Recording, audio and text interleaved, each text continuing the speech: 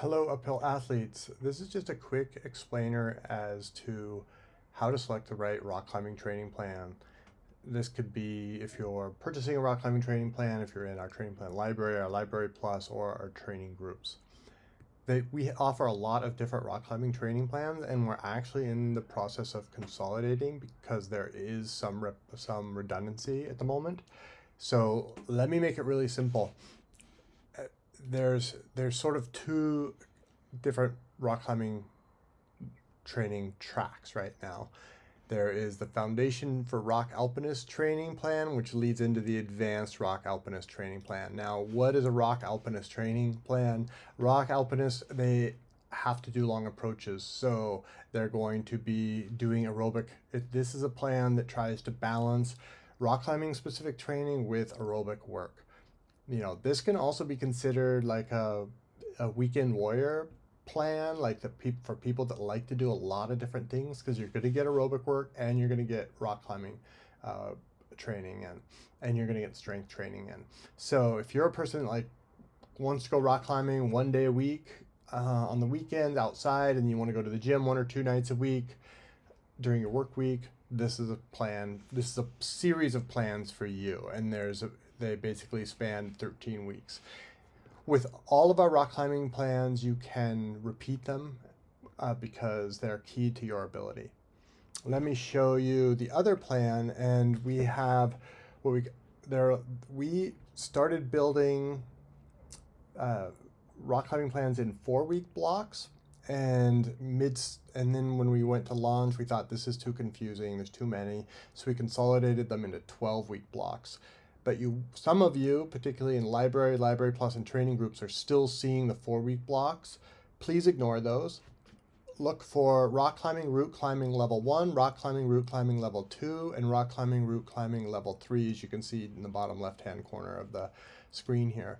So I'm going to take these. One of the ideas with this, if you're in library plus, or training groups, is you can just apply these plans to your calendar anytime and just have a look at them.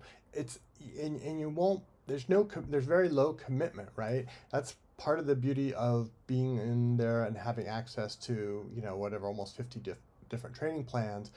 Go in, apply it for next Monday, look at it, maybe even do a week of training and do the assessment, kind of feel it out and see if it's the right place for you.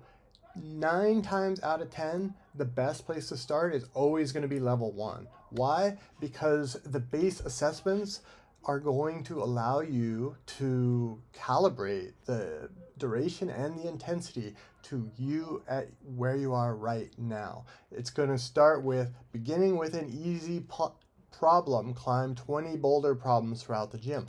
Okay, easy for me is going to be a lot different than easy for Adam Andra, right? So this calibrates to almost any ability level, and that's why we went with this route.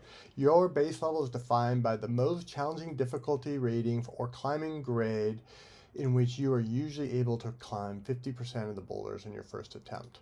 So that's how we define it. It's somewhat of an arbitrary definition, but it allows you to go through the plans multiple times. These plans are meant to be done consecutively, so it gives you 36 weeks of progression, and that's a really long time. And if you have the foresight to start training, say for a spring rock trip, say you want to start your spring rock trip in April 1st, you back up 36 weeks to whenever that is, would be July, I'm just guessing. You're going to see massive gains by following a structured plan for that kind of time. And that's the way these plans are set up and intended to be used. Again, you can always just say, okay, I see the level 1. Let me check out the level 3. I want to know what that's like. Well, and you can read through it, and you'll quickly see the difference of the plans. The more advanced plans are, hey, no surprise, harder. They're also built assuming that you go through the progression starting with level 1. And one of the things that is really risky when following a training plan and not working with the coach is overtraining or getting injured because you're pushing a little too hard and you don't have, there's always that saying, the coach has the whistle because it tells the athletes when to stop, not when to start. So it's one of the most valuable things a coach can do is moderate an athlete when they feel like, oh man, things are going so well, I'm just going to keep pushing, keep pushing, keep pushing. You know, especially with rock climbing training, our connective tissue adapts much slower than our muscles, so we need to take it slow. And that slow progression is built into this. That's why it's 36 weeks of training plan. It's our longest progression that I've ever built. And Josh Wharton and I built these plans. Alyssa Clark went in and added all the structured stuff so that these plans actually are going to, you could climb with a watch and it will time all these intervals for you, and beep at you, so it makes it, and just show you what to do on the watch. So it's a great plan. It's using all the latest tech, and I think you can really benefit from it. When in doubt, start with level one. I think that more than 9 times out of 10, that's the right call. All right, happy training.